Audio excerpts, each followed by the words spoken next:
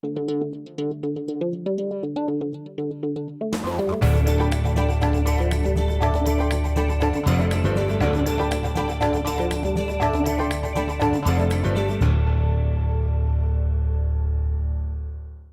I think rank still has its privilege. So, John, we're going to start with you as the senator. Talk about how things used to be in Congress back in the good old days, and feel free to tell us some stories about how things got done, which is kind of a unique development these days, things getting done. I think that's your mic right there. Oh boy, I tell you, there's been a lot of changes. Things have dramatically changed. I have a friend who is a United States Senator right now. He wasn't there when I was there. I encouraged him to run. And I swear, every time I see him today, he says, "Damn, bro, you told me this was a great place to be." And I said, yeah, when I was there, it was a great place to be. But it's changed dramatically, and I think both in the House and the Senate. It makes it more and more difficult because of the partisanship that you see in Congress, both the House and the Senate, than it was back when all of us served. I think that what you've seen, for instance, in the House is both parties, I think, have moved further to the right and further to the left. With the advent and election of so many of the Tea Party Republicans, it has moved their caucus further to the right. With the defeat of all the so-called blue dog Democrats, who are more conservative to moderate, the Democratic caucus has moved further to the left. And really the middle has become smaller and smaller. And I've always felt that the way to form consensus is from the center, working your way out.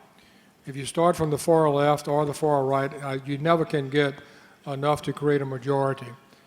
Just a real quick story about the tax bill, which all of us are working on. I mean, I left Washington at 4:30 this morning to be down here, but when in the last tax bill that passed was in 1986.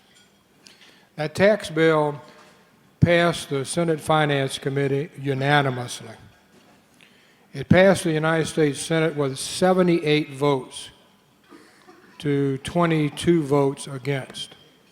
It passed the Ways and Means Committee in the House unanimously, and then passed the House of Representatives with the majority of both parties voting for it.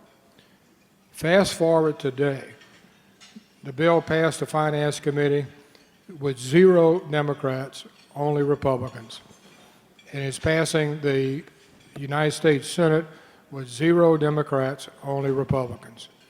And it passed the Ways and Means Committee in the House with 0 Democrats, only Republicans. And that's a fairly not long period of time, but it shows, and I'm not blaming either side, I'm just saying if you look at the numbers and the lack of an ability to put together coalitions, you see what the problems that I think is predominant throughout Washington right now. And we can talk about why, and we'll get into that, but I mean, it's vastly different, certainly, I think, from the time I was there, and I think my 2 colleagues as well. Billy and Rodney, based on your experiences in the House, and Billy, you were there earlier, and Rodney, you were there more recently. Talk about what it was like in the House, on the House side, Billy, and Rodney, you came there right, and you were there during that Tea Party ascendancy. So please share some stories about what you experienced and how you would compare that and contrast that to what's going on today. Thanks, Clancy. Let me first tell you that as I sit here with you today at CABL, my mind races back to the days when Archie Lyle led that incredibly courageous effort to pass right to work in the Louisiana House and Senate. I was there, I was part of it, but the courageousness of CABL and of Archie Lyle individually, I think will go down as one of the important historical points in Louisiana political history. And he's on my mind today, and I just wanted to remember him. And to thank all of you at CABL for the efforts you have always made to indeed make Louisiana a better place. Excuse the glasses, I'm not being Hollywood. I left Congress to go fight cancer 14 years ago when I was told I was going to die. And we beat it miraculously. And I just had another little revisit of a cancer behind the left eye, and it doesn't look very pretty, so I apologize for the dark glasses. You didn't look pretty. I didn't look pretty before, as John Breaux says. This is his Brad Pitt look. This guy's the godfather of my son. I'm godfather of his son. I want to put that on the record first because we're going to give each other hell today. But that kind of stuff isn't happening anymore. It doesn't is it? happen anymore. I served 15 years as a Democrat, Blue Dog Democrat, when, even before that as a boll weevil, when we could work across party lines. And in fact, we were more often at the White House with President Reagan than were Republicans, because he counted on us to make the majority for him. And we did, more often than not, make the majority for him. But we were allowed to do that. There were 45, I think, boll weevils at the time. Before I got there, there were about 100 conservative or moderate Democrats in the Democratic caucus. It kept shrinking. That 45 boll weevil group shrunk down to no more than less than 20. It got down to 12 Blue Dog Democrats. Those were us who were conservative fiscally, but moderate when it came to other issues, and who could work across party lines. When I left the Democratic Party after 15 years, we were down to even single digits. And I remember the Democrats asking me to tell them why I was thinking of leaving. And I gave a speech to them on the floor of the House, the caucus, and reminded them that I'd been a Democrat all my life because it was a party of tolerance, and yet there was no more tolerance in the House for anyone who disagreed. And I had to keep asking Republicans to yield time for me to talk on the floor of the House. And that intolerance was pervading the way we did business and getting worse every day. And so it was in that period of time, 1994, I think, when the divisions really began to harden. It got worse, obviously, as reapportionment continued to, with both parties' help, resegregate the country into old black districts and old conservative white districts. That polarization has really taken hold in the Congress, Chancey, and it literally is at a point right now where most of these people, many of whom are still great friends of ours on both sides of the aisle, John, many of them just hate each other today. They come from the nastiest campaigns you've ever seen. They come to Washington not to get along, but to get even. And they fight for 2 years, every year, getting even with one another. I'm going to tell you a story a little later about the passage of Part D Medicare. I know, Rodney, you've got some stories to tell about it as well. But it's a great story because Part D Medicare was offered by the Democrats and opposed by the Republicans. And then the Republicans decided to embrace it, and Democrats decided to oppose it. It's a great example of how the issue wasn't important anymore. It was the party politics and party, whether they get credit or not for doing something. That has become the mantra today. It's why, as John said, you don't see any Democrats voting for the tax bill when they did gladly vote for it in 1986. It's why today you see so many bills in the Senate right now languishing without moving, and the Senate almost being inoperable. You see a dysfunctionality in the House as the hard right and hard left cannot even sit down to lunch anymore. We have changed all the laws that allowed us to be friends and changed them all into laws that made enemies out of us. And we got to think about changing that again. Rodney, let me turn it over to you. Thank you, and the first thing I want to do is thank you for the opportunity of being here with you and let you know what a pleasure it is for me to be on the stage with these Louisiana legends. You guys mean a lot to the state of Louisiana. I got to tell you a story about him. A few months back when Steve Scalise was shot, I was in D.C., and the young man that Steve Scalise's chief of staff now worked for me as an intern when he was in law school, so he was able to get me into the IC unit right after Steve's first surgery. And I went in and wasn't sure if Steve could understand what I was saying, but as I was about to tell him that I was praying for him, I thought about these two guys. When Billy was had all of us concerned 14 years ago with his first surgery, John Breaux went in to see him and said, "Billy, I want you to know that I'm praying for you." And Billy said, "John, I really appreciate that, but if you would get somebody else, nobody up there knows you."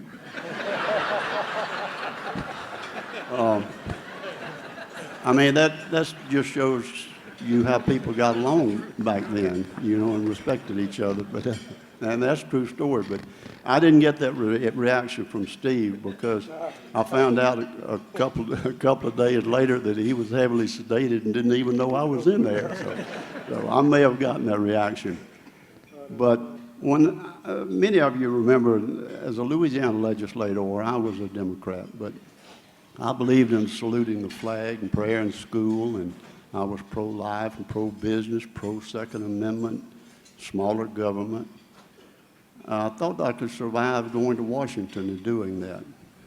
When I got up there, one of the first bills that I co-sponsored was at the request of Chris John. I see him sitting back there. He said, Rodney, you need to sign on with that bill to allow drilling in ANWR, the Alaskan Wildlife Refuge. So I did. And Nancy Pelosi, who was minority leader at that time, said, Rodney, why in the world would you vote to allow drilling in Alaska? And I said, that's how you get the oil out of the ground, Nancy. Well, needless to say, she didn't like that answer. But I changed parties a little while later, but it was the straw that broke the camel's back came late in the evening. In fact, 3:30 on a Friday night or Saturday morning at that time. And it was a bill that was sponsored and handled on the House floor by a guy named Billy Tauzin. That was you, wasn't it? It was a prescription drug that he was talking about. And in Washington, the first vote is called. It's usually for 15 minutes. But on that evening, the speaker had to hold the vote open for about an hour and a half. And we're talking at 3:30 in the morning after debating the bill all night. Billy finally got able to call it to a vote at 3:30 in the morning. So for an hour and a half, the machine was open. And during that time, unlike the state legislature, you see the people and how they vote, but you don't know what the numbers are until the machine is closed and the speaker tells you what the numbers are. But in Washington, you can see that number. And Billy was about 2 votes shy of the votes that he needed to pass the bill. Billy was walking around on the House floor crying to people, you know, trying to get them to change the vote. Well, I was one of the only Democrats that had voted for the bill. And Nancy Pelosi, again, who was minority leader at that time, had sent some of her lieutenants around trying to get me to change my vote, because you can change your vote until the speaker closes the machine. And Nancy Pelosi finally approached me and she said, may I talk with you? And I said, sure. So we walked over into the corner of the House chamber. She said, Rodney, I can't get you to change your vote. I said, no, I can't do that. And she said, what I think is one of the biggest problems in Washington then and even today is, she said, you are disappointing a lot of people in Washington that can help you. And I said, well, Nancy, what about the people at home? I ran a campaign last year with 100,000 Medicare eligible men and women in my district. And I knew that some of them were unable to buy their prescription drugs. And I said, I promise you, if I get a chance, I'm going to vote for a bill to help. And she said, Rodney, the people at home can't help you in Washington. And I said, well, Nancy, I'm just an old country boy from North Louisiana, but how do I get back up here if they don't send me back? And I'll remember it as long as I live. She punched me in the chest and she said, you need to make up your mind. You're either one of us or one of them. And I looked across the aisle at Billy, Richard Baker, Jim McCrary, all good people. And I said, one of them what? They're here just trying to represent those that sent them here. And she said, you know what I mean. Well, I guess that Billy and John was the straw that broke the camel's back. I made up my mind at that time. I didn't necessarily believe in everything that the Republicans stood for, and still don't. But I was in a bind, and I said, I'm not going to continue serving and having both parties to fight me. And that little story is just an example of why I think Washington needs to be changed. It's You are disappointing people in Washington that can help you. Don't worry about the people at home. You worry about the people in Washington, and that's a major problem. Great story, Rodney. It actually anticipates my next question. What do each of you think happened? What was it that changed from the Washington that you knew maybe when you first got there, and it was starting to tilt, but John, when you got there, and Billy, when you got there, you could sit down together at lunch, you could argue all day on the floor, then go have a scotch or something afterwards and work it out overnight and come in the next day. I'm speeding up the clock here, but you could work things out because you had relationships. What was it? Can you point to a time or an event or something that you think was a signal that we've turned that corner? It's not coming back. I think I have three things that I think are really important in answering Clancy's question. But I would back to what these two gentlemen said about the pressure that they got from the Democratic leadership. It works both ways. I mean, when I was in the Senate, we formed a centrist coalition. And we had about 15, 16 evenly divided Democratic senators and Republican senators. It was called the Breaux coalition, and I called it the centrist coalition. And I guarantee you that some of the Republicans and some of the Democrats were both getting pressure from the leadership of both parties not to be part of the coalition because they felt that the leadership could not dictate to them how they were going to vote if they were part of another type of group called the centrist coalition. And so some of my Republican colleagues from the Senate kept complaining about how much pressure they got. And some of it was from my colleague in our law office now, Trent Lott, who kept threatening them about being part of a centrist coalition. So the pressure from the leadership works from both sides. Now, why is it changed so much substantially from what it was when all of us were there? Number one, the gerrymandering of congressional districts. I had some talk about it in the session this morning. If I was in a congressional district that was 80% Democratic or 60%, 70% Republican, I wouldn't have to worry about the other side at all. I could just vote always with the Democratic Party or always with the Republican Party because I knew if I had an 80%, 75% safe district, I didn't have to compromise. I didn't have to talk to the other side. So I think that has been a contributing factor, number one. Number two is the shortness of the work period. When we were first up there, I mean, people got to know each other over the weekends. We barbecued together. We traveled a lot more together, Democrats and Republicans. We lived in Annandale, and we had Republicans and Democrats all on the same street. Now, they made us live on the poor side. They lived on the rich side, but we were all on the same street, and we got to know each other. And that was true not just for the Louisiana delegation, but I think for most of the delegations because they spent time together, and they got to know each other. It's very difficult to stab someone in the back if you had dinner with them the night before. They don't do that anymore, and I think that's contributed to the polarization. The third and final thing I would mention is I think the type of campaigns people run today, promoted by the public relation firms in many areas. The first thing people do today in a campaign is to hire someone in charge of opposition research, which is basically go find as much dirt as you possibly can on your opponent that we can use in a campaign against them. Now, if someone is elected to the Congress with that type of a campaign, people up there know that. And it makes it harder for them, if that's how they got elected, to be able to work across party lines. All three of those things are contributing factors. How do you change it? By electing people that don't do that. And the people can change it, but it's going to take the people's involvement, and it's not all one way or all the other way. There's a lot of middle out there. We can just find people who are willing to work from the center out. John is exactly right. You hit the right word. It's the loss of relationships.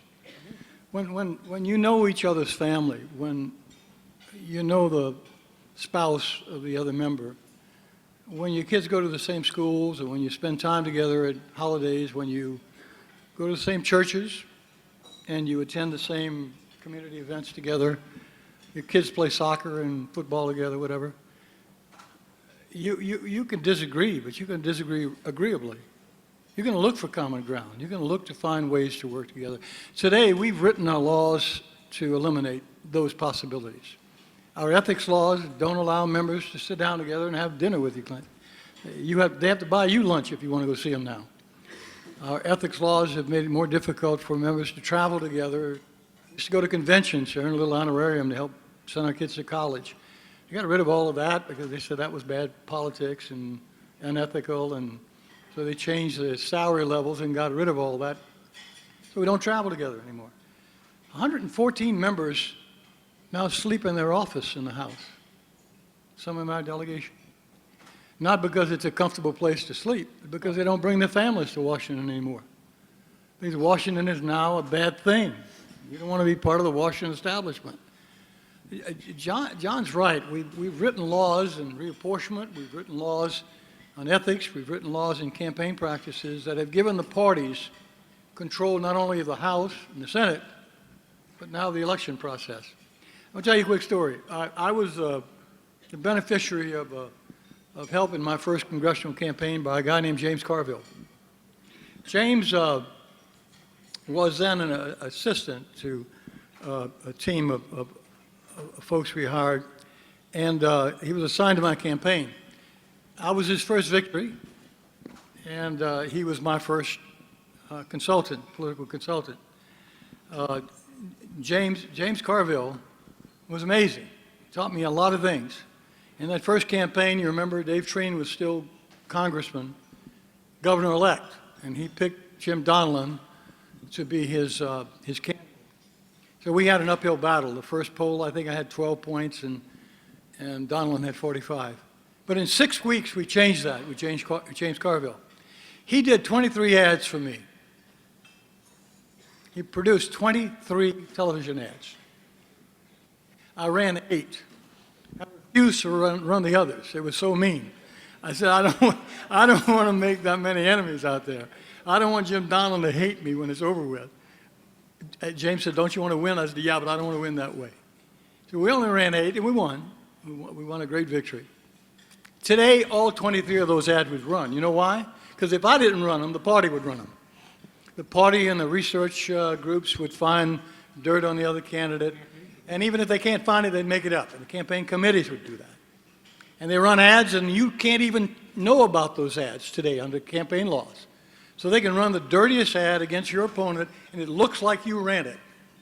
But the party ran it, and people look at it and think, what an awful candidate you are for running that ad, and the other candidate hates you for it.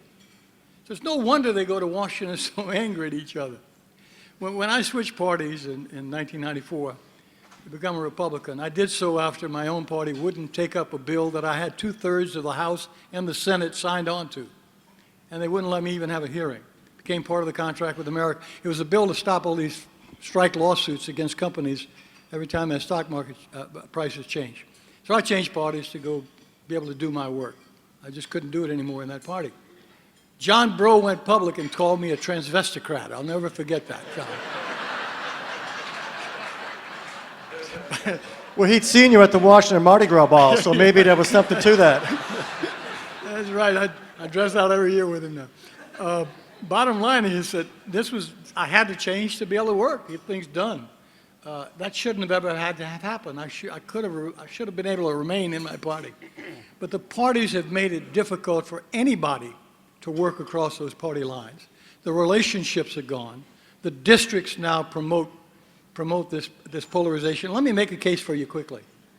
If you want to become a candidate now from a hard right or hard left district, you have to be the most hard right, the most hard left, because you got to win the primary. So not only do we have hard right and hard left districts, we have even harder hard right and hard left candidates coming out of the primary system. The general election is a wash now. Whoever wins the primary gets to be the congressman, because the primary is where the battles are fought, and you got to be the hardest right or hard left to win. That's a horrible situation for our country. So when we talk about how to change things, let me take them off for you quickly. John articulated 3. We got to allow people to begin building relationships again in Washington, get to know each other.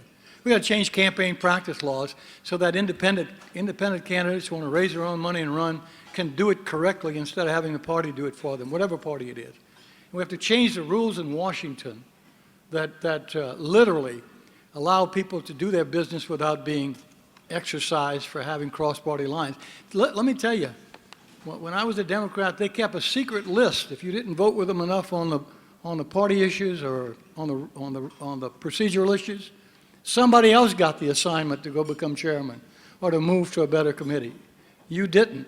It became very clear that the parties were running things, and if you dared cross them, you were in trouble. I think parties are great. They define our differences, but we need people in Congress who could define our commonalities, who could define why Americans ought to be Americans first and party members second. And we don't have them anymore. We got some good ones from Louisiana who are trying. I really love our delegation today, but they're handicapped. They're working in the worst of circumstances you can imagine right now. And if you ever want to pray for some people, pray for Scalise, pray for Garrett Graves, our team right now in Washington, because they're having a really rough time. And it's all because we've changed the laws to make it impossible for people to have decent relationships with one another. Rodney, take it over. But talking about the relationships, Senator Breaux mentioned it too. Made me remember back when Ronald Reagan was buried, or having his funeral. George Bush I was telling the story about the fact that Ronald Reagan and Tip O'Neill were real good friends when Tip O'Neill was Speaker of the House. They actually talked to one another. Oftentimes, if time permitted, they had a beer together in the evening. George Bush I said that he heard President Reagan one time say about Tip O'Neill, said, "Tip, if I had to have a ticket to heaven and you didn't have one too, I'd give mine away and go to hell with you." So that's a story about people talk to one another then. And Chris John, I'm going to tell another story on Chris. Chris told me one day that right after Newt Gingrich got in trouble with his book deal and had to step down as Speaker of the House, and it looked like for a while there that Bob Livingston had a chance to be the Speaker, and that fell apart. Chris said he had one of his Democratic colleagues, approach him on the House floor and said, "Who is Dennis Hassert?" And Chris said, "I don't know. Why?" And they said, "Well, he's about to be Speaker." And sure enough, Dennis Hassert became Speaker, and some of the Democrats did not know who he was. That's right. And I think about the fact that I was elected 6 times, and I served all those years with men and women whom I had never even spoken to.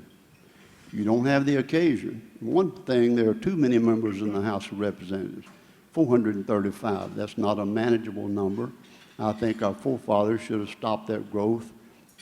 And they did stop the growth back in the early 1900s, but they stopped it after it got to 435, and it should have been stopped way before then, because you just don't have an opportunity. Votes are called. Most Republicans sit on one side of the chamber, Democrats on the other. The votes are over. Everybody jumps up and runs back to their office to make calls or raise money. And you just don't have a chance to sit and get along with one another like these two were talking earlier. Used to, you lived together and you played together in the evenings and you socialized, and we've gotten away from that. And like John said, it's hard to say anything bad about somebody if you see them every day. And we need to get back to that in some way. Rodney, I could jump in and have you ever visited the House chamber in Washington? It's a place that emphasizes division. You know, the center aisle. And as Rodney says, the Republicans sit on one side, Democrats sit on the other. They don't even sit together. Different podiums. Okay? Different. There are 2 podiums in the center, in the well of the House. One for Democrats, one for... I used to always go to the wrong one on purpose, just to aggravate them. But you're supposed to go to the Democratic mic to speak if you're a Democrat. A Republican, like we got cooties or something. I don't know. We can't go to each other's mic. That's because you are a transvestite. When you're a transvestocrat, you can go to either one. You would think that in a chamber like that, that'd be a place for members of both parties to go sit down and relax, have a Coke or have a hot dog together in the middle of the day during these long votes. And they do have a place you can do that. Not 1, 2. There's a cloakroom for the Democrats and a cloakroom for the Republicans, and you don't dare go in the other one. I mean, it's a place that emphasizes polarization and division. So I got an idea. I got an idea we ought to remodel the House chamber, get rid of the center aisle completely, make them sit together, whether they like each other or not. Have one big cloakroom where they all sit together and get to know each other. And the folks that are not sleep, you know, the ones that are sleeping in their own offices today, we got a big building over there we used to have for the pages. I'd recommend we make it forbidden that you can't sleep in your office. You all got to go get a room in the pages dorm or something. Make them live together. Something. Not with the pages. Maybe not today. But bottom line is, we've really got to think about how we have literally, physically divided and polarized our political figures in America. The same is true in the Senate, of what Billy's talking about. When Russell Long, my predecessor, was there, every Tuesday, the senators have a caucus lunch in the Capitol. And when Russell was there, they had one lunch where Democrats went and Republicans went to the same lunch in the same room. And members would get up and talk about bills that they had coming up and asking for support from both sides, and they discussed amendments, and they had a civil lunch together, both parties, one room. That lunch is still going on today, and it's still in the Capitol, but there are two separate rooms. As Billy was pointing out, in the House, the Senate Republicans have their caucus lunch, and right across the hall, the Democrats are having their caucus lunch. And I swear that in the Democratic caucus lunch, we spent most of our time talking about how to stop what the Republicans were attempting to do. And I guarantee, because I've talked to too many Republicans about how they spent their time talking about how to defeat a Democratic amendment or stop a Democratic effort. It's become the blame game. It's your fault we didn't reform Social Security. It's your fault we didn't pass a tax bill. It's your fault we didn't do an energy bill. Instead of trying to find a center where both sides could sit down, we did that on Medicare Part D, sit down and come up with a compromise which takes the best of what the Republicans can do and the best of what the Democrats can do and combine that into one bill and get it passed. And then we can fight over who did it. But that is a much better argument than arguing about whose fault it is that nothing was done. They're arguing about failure. I told people if we can get together and work something out, if you want to go to California and tell your constituents that you did it, that's fine, because I'm going to go to Louisiana and tell them I did it. But at least we'd be arguing about success and how things were done as opposed to arguing about failure and whose fault it was that nothing's getting done. John, I'm going to tell you a story you don't know. We lost the chance to have Bob Livingston to be Speaker of the House because that all happened during the impeachment of Bill Clinton. And James Carville went to Hustler magazine and got Hustler magazine to offer $1 million to anyone who could find some dirt on a Republican similar to Bill Clinton. And someone here in Louisiana went to Hustler magazine with a story about Bob, and Bob lost his chance to be Speaker of the House. The reason that person did it was because that person wanted to run against John Breaux. And that person went to Bob Livingston to get his help in the campaign to unseat John Breaux as senator. And Bob Livingston did the correct thing. He told that person they couldn't help him because our Louisiana delegation had a deal. We would fight open seats like tooth and nail. But once a member joined our delegation, we would not interfere with their reelection campaigns because we wanted to be a team, Democrats and Republicans. And that was put together a long time before I got to Congress. Is that you that did that? Yeah, no, it wasn't me. But you were at the heart of this thing, you didn't know it. The bottom line is we had a deal that literally Democrats in the House and Republicans in the House and in the Senate would always be a team. We would never interfere with each other's elections after that. Not anymore. And it allowed us to be a team, cross party lines, for the good of our state. And it allowed us to make the kind of compromises that brought the state benefit and to find common ground with other teams across the country. Very few other states had that going for them. And Bob, to his detriment, protected that arrangement in our delegation. That was the old Wagner rule, named after That was Joe the old Wagner from rule. Shreveport. Wagner came up with it the Insisted first it. time Dave Tring Yep. got elected to the first Republican in 150 years. never And opposed each other. is exactly right. I wanted to tell you that story because that's how it used to be. That's how we used to work as a team in Washington on behalf of our state. When I ran for governor with Bob Livingston and Buddy Roemer, Buddy ended up being the victor. I remember at the ceremony in Washington, I told the story that Bob Livingston had gone around the state telling everybody what a rotten governor I'd make, and I'd been around the state telling everybody what a rotten governor he'd make, and we must have been both very credible because the folks agreed with both of us and elected Buddy Roemer. We could do that. We could have fun with each other. And when it was all over and I was left with a $2 million debt at 24% interest, Bob Livingston and Buddy Roemer and the entire Louisiana delegation sponsored a fundraiser to help me retire that debt. That's the way things used to be. That's the way things ought to be in our state and in America. That's the same thing that Henson Moore did with me when we ran against each other in the Senate. I testified for his confirmation to be Undersecretary of Energy before Bennett Johnson is chairman of the Energy Committee. Henson sponsored a fundraiser for me after I won and he lost, and he was generous enough to be the host of a fundraiser for me. So, I mean, those things are what we used to be able to do, and you don't have delegations like that anymore. And not only, I concur with what they're both saying. I remember I served in the state legislature and sat next to the same man for almost 16 years that was a Republican. I don't remember one time, Donald Ray Kennard, he's gone on now, but I don't remember one time that he and I ever argued about or even talked about how we were voting as it related to the parties. But I'm afraid that's changed now.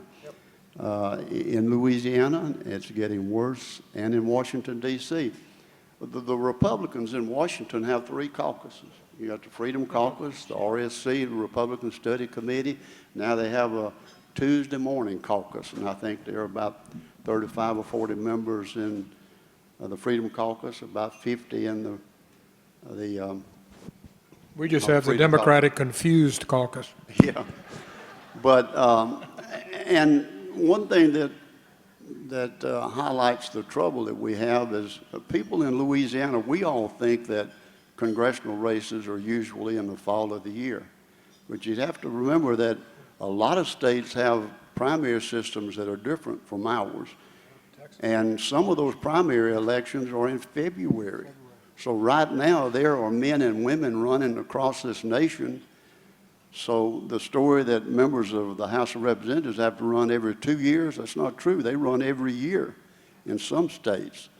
And then you have people like Paul Manafort out there right now raising money to challenge Republicans.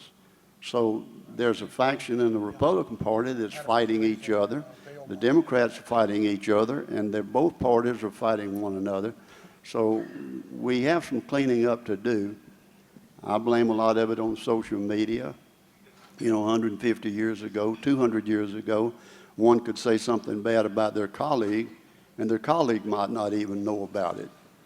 But today, you can say something or do something you're not supposed to do, and in 3 seconds, the whole world knows it. And that has put a bind on things, a reapportionment. Senator Breaux said something about that. I remember in 1990 when the legislature reapportioned and the court system said, well, you've got to make sure that one of these districts will be favorable to the minority districts. So we sat as a committee in the legislature and we designed the snake district that went from Baton Rouge all the way to Shreveport. You have to get the computer to wiggle around and get minority votes that would make a district contiguous, but it would favor the minority votes. That happened. Remember, we elected Cleo Fields. There was a lawsuit filed, and the court system said, wait a minute, you can't drive these numbers. You can't, what's the word? gerrymander to create a district. And we said, yeah, y'all told us to. That's the only way you can do it. When you take minority votes from a district and make it all white or all Republican, then there's a pretty good chance a Republican's going to be elected from that district. And it's like Senator Breaux said, if you don't have but 10% in the minority vote that you have to worry about, most men and women just stop worrying about it. And that has created a big problem for us. Yeah, I call it the resegregation of America. We've resegregated our country politically. I want to tell you a fun story. Yeah, the courts were obviously part of it. While you're doing that, Billy, I want to throw in one more element because Rodney just touched on my next question. You don't want to hear how I almost killed Ronald Reagan? I do want to hear it. Everybody wants to hear that. But you're the first person during a keynote to bring up adultery and cooties ever in the history of cable. So I want to congratulate you. And pages. And transvestiture and pages, yeah. So you're doing great, Billy. And you're making my job easy. I've asked 3 questions, and they just run with it. But in the course of this, talk also about the impact of social media, cable news, and talk radio, and how much that has contributed to or accentuated the division. Go ahead. Well, it's obvious. I mean, what has happened in television is Walter Cronkite has died, and there's nobody to replace him. Nobody you really trust in news on television anymore. What you do is you tune in the channels that talk in your language. And if you're liberal, you got, MSNBC, whatever channel you really like to watch. If you're conservative, you probably watch a lot of Fox. What has happened is that the media has caught on to the notion that they're so diversified now, so many channels of communication, that you have to really target your message to some group that's going to stay with you. And how have they done it? They've gone to philosophical targeting. The channels now are designed to target to an audience that's going to stick with them because they're talking their stuff. They feed them the red, raw meat of liberalism or conservatism. And it's further divided us. It contributes to it. I don't think it's a cause of it so much as it's a natural result of the multiplicity of channels of communication that have developed. Yeah, I think that's what's happening primarily. But you also, as Rodney said, you also have social media now coming in with blogs and doing the same thing. You've got liberal blogs and conservative blogs, and they further exacerbate. If you listen to right now the debate over the tax bill, you would think that that tax bill did not cut all the rates, that it only cut the rates for the rich. The tax bill, Washington Post reports, it cuts every rate. It actually cuts the rates for upper income at a slower percentage than it does for lower income. But you wouldn't hear any of that. The parties on both sides have their own message to give you, and it's fed by those talk shows to the American public. I talked to someone yesterday in Washington who told me, we don't get any help at all in the lower middle class. There's nothing in it for us in the bill. I said, did you know that they doubled the personal exemption, standard deduction? They doubled it to $24,000. Are you aware of that? Are you aware of the fact that this tax code we have called our wonderful income tax code is probably going to be more progressive after this tax is passed than it was before? Ronald Reagan's tax cut ended up with a more progressive tax system than the one before it. But you won't hear that in the debates because the talk radio, talk television will only feed you those red meat messages that this is just for the rich. Oh no, this is all for the middle class and new jobs, etc. They've got their message teams working, and those channels promote it, exemplify it, amplify it, and make those believers on either side even more convinced that they're right. It's really gotten bad. But I am going to tell you how I nearly killed the president, if you don't mind. Bowie was, and our little group used to meet with Ronald Reagan regularly. And he called us to meet with him right after he got out of the hospital, after John Hinckley had shot him. We had all been told it was a minor wound. It was a serious wound. Had the bullet gone a little further, it would have killed him. It hit a rib, and he had a rib injury. If you know anything about rib injuries, you know every time you breathe, it hurts. And he was all wrapped up with gauze under his suit, and he was obviously in pain. And he was reading from his 5x8s, asking us to help him with something. And I interrupted him. I said, Mr. President, don't you know you got the entire Cajun delegation committed to you on this vote?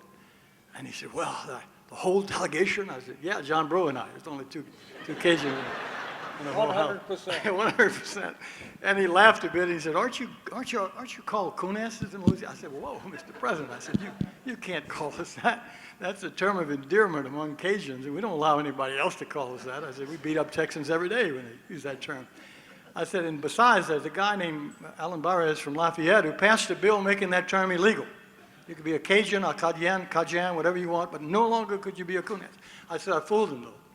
I slipped a little amendment on the back of the bill that said if you were a Coonass before the law passed and you still wanted to be, it was okay. You could still be a Coonass." He roared. He laughed as loud as I ever heard him. And he bent over and stopped breathing. And he started turning colors. We could see the blue and green. I swear to God, he was dying. He couldn't catch a breath. The Secret Service started moving in and hitting those things on the ears. And I could see the headlines: Tauzin kills President Reagan with Coonass story. I thought, I'm going to die. They're going to kill me. And finally, he caught a little breath, and he caught his breath, and he straightened up and got a good breath of air. Colors started returning. The Secret Service backed off. And there was a vice president of the United States then named George Bush, 41, sitting in the chair next to me. And he leaned over and he said, "Tell him another one, Billy."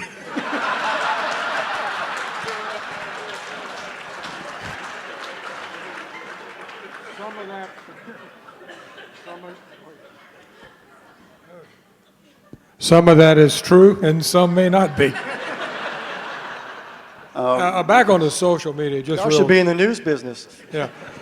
On the social media, I mean, if you watched MSNBC and flipped over to Fox and watched them for a while, it's almost like they're talking about two different countries instead of the United States of America. Now, I'm a big believer in free press. I'm a very strong supporter of it. With the advent of social media, you need a free press to keep politicians and governors and government in line. It's incredibly important that you have that. But having said that, I mean, all the different social media outlets you have now that cater to one extreme or the other promote the people who run from one extreme to the other. I question whether that is very good for the political system we operate in. When we were all here, we all had a different set of circumstances. One thing that was also different, we didn't have all the social 24/7 news outlets that we have now, that you join one side or you join the other. You watch Fox or you watch MSNBC. You read the New York Times or you read the Wall Street Journal. I mean, people are very divided. And that's why it's incredibly important now more than ever that our elected leaders in Washington and the state capitals do what they can to bring both sides together and reunite the United States of America. We can't be two different countries with so strident views that we can't talk to each other and just spend the time trashing each other. That's not how this country was formed. That's not what it was intended to be. So who can change that is the type of elected officials nationally and locally that we elect that promote that middle type of philosophy. Rodney, I give you the last word. Well, I was going to agree with Senator Breaux. I believe in the Constitution. I think the forefathers that put it together were great, magnificent individuals. But freedom of the press, at some point, anything that one says or puts on paper has to have an element of truth to it. We've gotten away from that, and we have members of Congress that are afraid to say anything about it because they'll be attacked as, "Oh, you're against the freedom of the press." No, we're for the freedom of the press, but tell the truth. Don't elaborate on anything. And Billy said something about the tax rates. I want to mention something about the debate that's been raging now in Washington. You know, there's an argument. The Senate says, "Oh, we need 7 brackets." The House says, "No, we need 5 brackets." The highest number of brackets that we've ever had was in 1919. There were 56 brackets. In 1944, it had come down to 23 brackets. The highest bracket applied to those making $200,000 or more. The tax rate on that was 94%. It wasn't until John Kennedy was elected, a Democrat, that brought the rates down out of the 90s into the 77, I believe it was. And then Ronald Reagan's the one who brought it on down into the 30s. So what's going on in Washington now as it deals with the taxes and the rates and how it affects the clients that we all represent is something that we need to be concerned about. That debate's raging and will rage right up until Santa Claus comes on Christmas Eve, I'm assuming. Before you shut us down, Yes, sir. I'm going to tell you about how politics used to be fun. I got elected in 1970, and I got a call from Edwin Edwards to be part of his leadership team. I'll never forget how proud I was. My mom and dad were so proud of me. And I drove up to Baton Rouge, and you know, there's 105 members of the House. There were 67 of us at the mansion to be on the leadership team. And we had a majority. We'd make things happen every day. And we were doing great. Pappy Trish was our leader. And one day Pappy showed up at the mansion for breakfast and said, we got a bad problem. We got 3 bills coming up. One to raise sheriff's pays by 40%. One to raise the assessor's pay by 40 and the clerk of courts by 40. And I don't know what we're going to do about it. And, you know, a youngster that I was, I raised my hand and said, Pappy, you know, Ronald Nixon is president. He just put a wage price freeze on America. You can't charge more than 5% for goods or 5.5%, I think, for wage increases. Why don't we just put a 5.5% amendment on those bills? Pappy said, great idea, kid, draft the amendments. So I did. And the first bill that came out, Bobby Freeman managed it. He was a floor leader for the Sheriff's Association. And he gave a great speech about sheriffs being, you know, underpaid. This was a catch-up 40% raise. It looked a lot, but it was a long time coming, et cetera. And Bubba Henry asked for any other speakers, and no one rose. He asked for amendments, and I rose. My 5.5% amendment. And I gave him a masterful speech about how the poor working man in America and Louisiana couldn't get more than a 5.5% raise, and businesses couldn't raise prices more than 5%. And by the way, public officials ought to live by the laws they make for other people, and we ought to, you know, encourage our sheriffs and assessors to live by the same rules all their constituents had to live by. I thought it was a pretty good speech, and I walked back to my chair, and I met Pappy Trish going to the mic. And I elbowed him. I said, go get him, Pappy, because I knew he'd support me. So he got up to the mic, banged his fist down, and says, that boy ought to be ashamed of himself. He said, that sheriff and the deputies are dying right now. They're fighting on the streets to protect him and his family, and he's in Baton Rouge having a good time cutting their salaries. He said, it ought to be a doggone shame. He gave a law and order speech that was tremendous. Pappy had such a talent.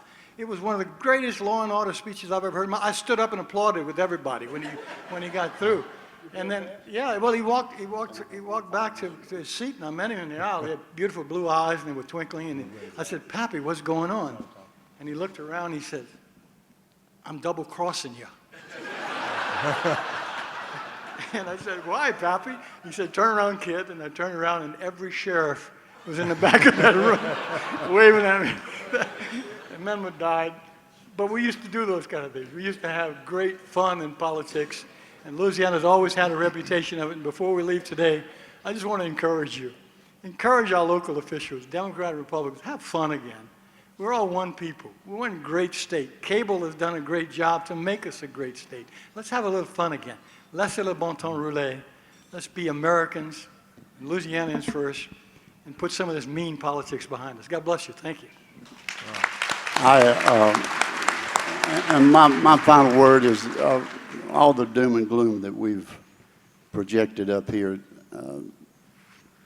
You know, we wanted to leave a message. But as bad as all things seem to be at times, we still have the best the world has to offer. And today, we won't hear anything about men and women trying to leave the United States. But somebody will die today trying to get in an old boat to come over here or get across the border. And we need to remember that. We still have the best that the world has to offer with all the bad things that are out there, and let's not forget that. Well said, Ron. Thank you, Rodney. And let's give all of our panelists a big round of applause. Thank you, John, Rodney, and Billy.